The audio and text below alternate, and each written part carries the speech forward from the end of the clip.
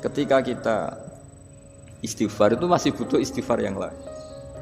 Nah dalam kebaikan juga gitu. Ketika kita baik jadi orang soleh, ternyata bawaan kita ingin dihormati.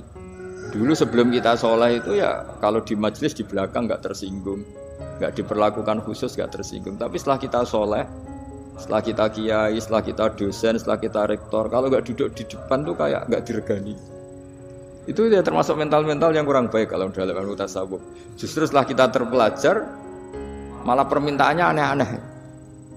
Padahal agama ini hanya mengajarkan wa ma umiru illa liya'buduha mukhlishina lahuddin. Agama ini hanya mengajarkan kalau ingin jadi orang soleh yang ikhlas. Kalau ingin jadi dosen, ya dosen yang ikhlas. Kalau ingin jadi guru, ya guru yang ikhlas. Karena biaya ndak ikhlas itu mahal sekali. Dan kalau sudah mahal sekali ini negara bisa jebol, sistem sosial bisa jebol. Jadi ini hal-hal yang khas kiai karena kalau yang kajian kampus saya yakin Pak Rektor, Pak Wakil Rektor dan Pak Ketua Yayasan lebih tahu, anak-anak mahasiswa lebih tahu. Saya kalau ngaji di kampus memang kan cerita khas pesantren karena justru ini saling melengkapi. Saya tidak berubah basa-basi bicara ilmu khas mereka karena mereka lebih tahu. Kalau dalam bahasa Rasulullah SAW, antum a'lamu bi umuri dunyakum. Kamu lebih tahu tentang urusan yang kamu geluti. Tapi kalau urusan akhirat, urusan agama mungkin karena kita yang menekuni itu mungkin kita lebih tahu. Nah, di antara ilmu yang saya utarakan hari ini, sore ini bahwa orang soleh sendiri itu sebetulnya nanti masih ditanya sama Allah tadi. Kenapa kamu nyembah saya? Karena ingin masuk surga. Kenapa kamu nyembah saya? Takut neraka. Lalu kamu tidak hormat saya, kata Allah. Ketika saya tidak bikin surga, tidak bikin neraka.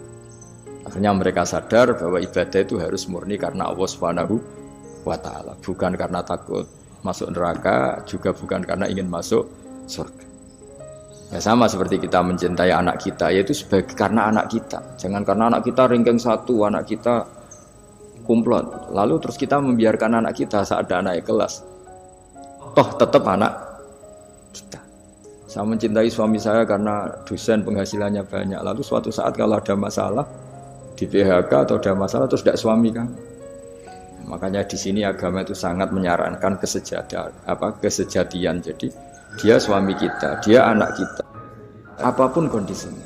Nah kira-kira gitulah. Ikhlas itu kira-kira seperti itu. Jadi jangan sampai alasan-alasan yang bersifat materialistik itu yang menjadikan kita mencintai istri karena cantik, mencintai suami karena hasilnya besar. Suatu saat kalau itu berubah, kita akan masalah.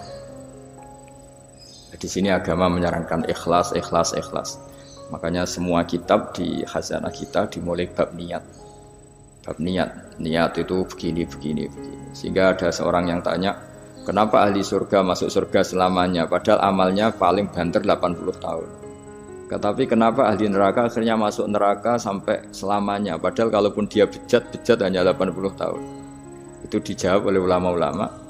Orang mukmin itu berkomitmen akan iman andaikan hidupnya selama-lamanya sehingga dibalas dengan masuk surga selama-lamanya.